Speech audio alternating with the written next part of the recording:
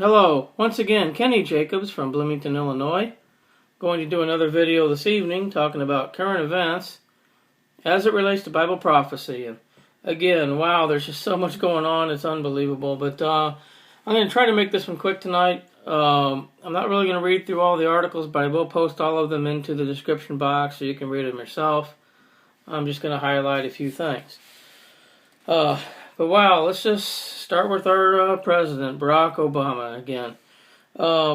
He said in his book, The Audacity of Hope, he wrote, "I will stand with the Muslims should the political wind shift in an ugly direction." And well, certainly the political wind between Muslims and Israel, Muslims and Christians, Muslim nations and non-Muslim nations have certainly shifted in an ugly direction.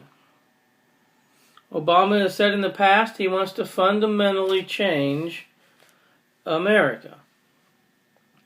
So should it surprise us today when he says he will not make any apologies for the Sergeant Bergdahl trade, where we released the 5 Taliban prisoners for the free Bergdahl, and how it turns out that Bergdahl may have, when he deserted, converted to Islam, and there's evidence that he fraternized openly with his captors and declared himself a warrior for Islam.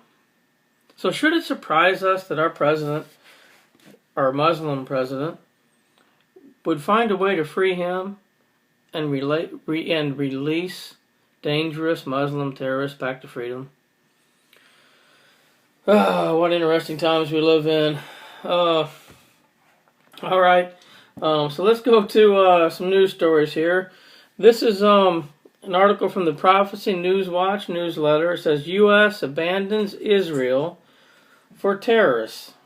It says the U.S. has delivered a major blow to its Israeli ally after announcing that the U.S. government would work with the new Palestinian Unity government backed by the Hamas terrorist organization.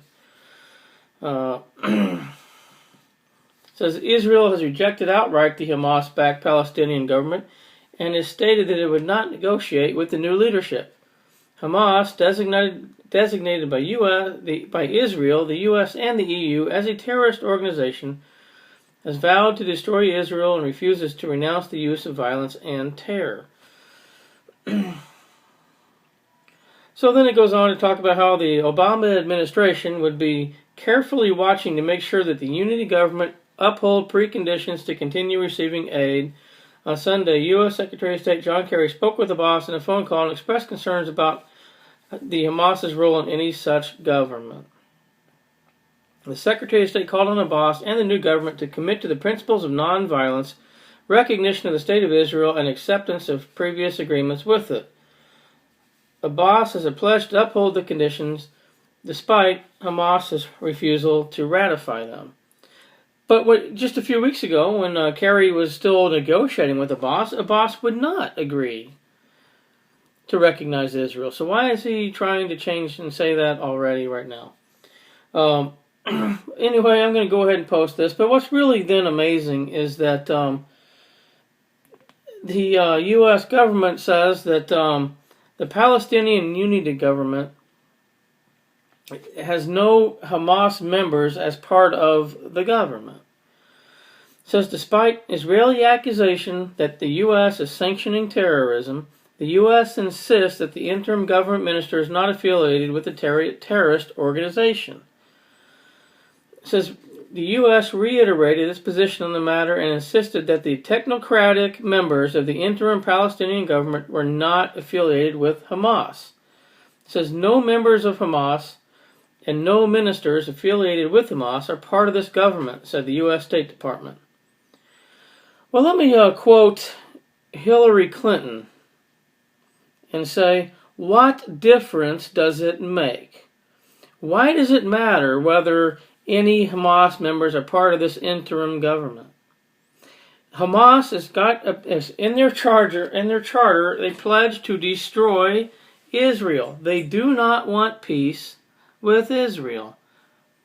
So why is Abbas joining forces into a unity government with Hamas? It doesn't matter whether there's Hamas people in this new government or not. But by the way, it says interim government. They're going to have elections.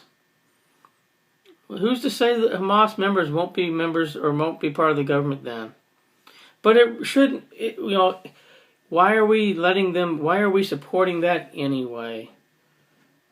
We need to stand behind Israel 100% and not put any support behind the boss and the Palestinians until they drop this unity government, recognize Israel, and truly act like they want peace. But it doesn't matter anyway, because as the Bible says, when they shall say peace and safety, sudden destruction will come upon them. There will not be peace. They can talk peace all day long, all they want. There will be no peace until Jesus Christ returns to set up the 1,000-year peace. But when they talk peace like this, it's just very, very exciting, because it means we're closer and closer to the return of our King. All right, let's look at Luke chapter 21 for a second. Luke 21:9, first of all, 9 through 11. Says, this is Jesus talking, "But when ye shall hear of wars and commotions, be not terrified, for these things must first come to pass, but the end is not by and by. Then he said unto them, Nation shall rise against nation, and kingdom against kingdom. Great earthquakes shall be in divers places, and famines and pestilences, and fearful sights and great signs shall there be from heaven." Let's look at verse 24 through 28. "And they shall fall by the edge of the sword, and shall be led away captive into all nations, and Jerusalem shall be trodden down by the Gentiles, until the times of the Gentiles be fulfilled. And there shall be signs in the sun, and in the moon, and in the stars, and upon the earth distress of nations, with perplexity, and the sea and waves roaring. Men's hearts failing them for fear, and for looking after those things which are coming on the earth, for the powers of heaven shall be shaken. And then shall they see the Son of Man coming in a cloud with power and great glory. And when these things begin to come to pass, then look up and lift up your heads, for your redemption draweth nigh." Again, a very key word there. When these things begin to come to pass, your redemption is drawing nigh. Verse 24 talks about the times of the Gentiles, and that Jerusalem will be trodden down by the Gentiles. We can see again all the nations turning against Israel.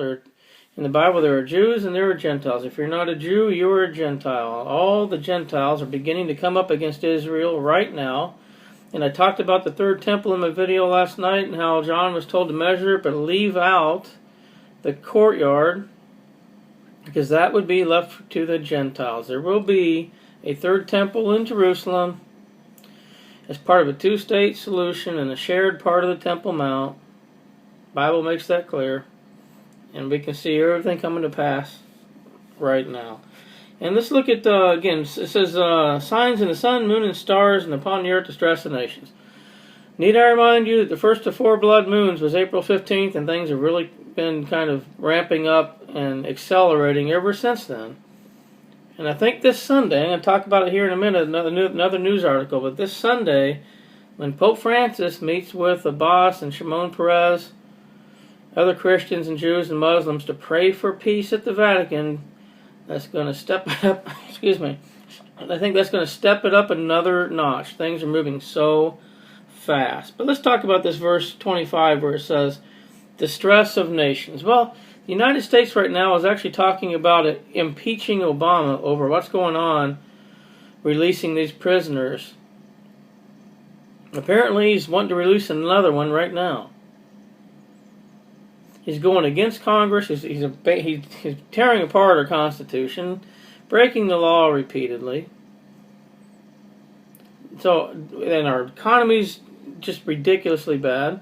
So, the United States certainly is in distress. The Ukraine, that's in distress. Egypt, that's in distress. Israel, that's in distress. South Korea.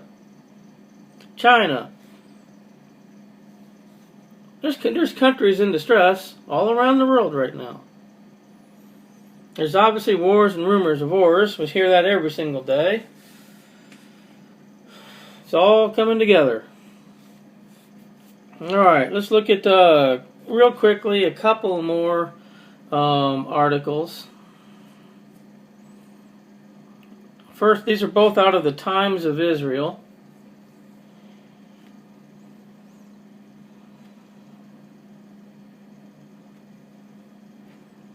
It says, President Perez and Abbas to attend Vatican prayer meeting on Sunday.